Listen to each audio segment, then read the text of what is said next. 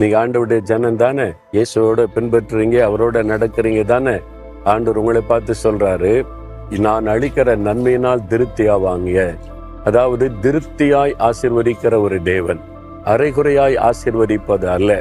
ஆண்டவர் 5 மீனை பங்கிட்டு கொடுத்த போது 5000க்கு அதிகமான ஆண்கள் மாத்திரம் கிட்டத்தட்ட 20,000 பேர் சாப்பிட்டாங்க. சரி, கொஞ்சம் சாப்பிட்டுக்கிடுங்க, மீதி வீட்டுல போய் சாப்பிட்டுக்கிடுங்க, கொஞ்சம் தருகிற அப்படி இயேசு கொடுக்கல.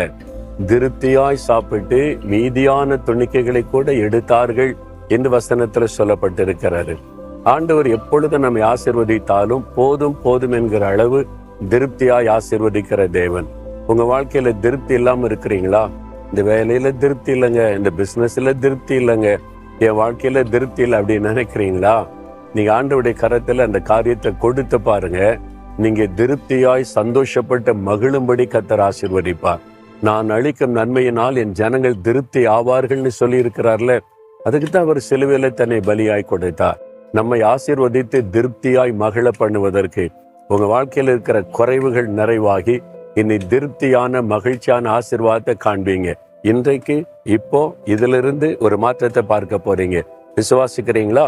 ஆண்டவருடைய கரத்துல இந்த திருப்தி இல்லாத வாழ்க்கையை ஒப்பு கொடுங்க, ஆண்டவர் திருப்தியாய் மாற்றி விடுவார்.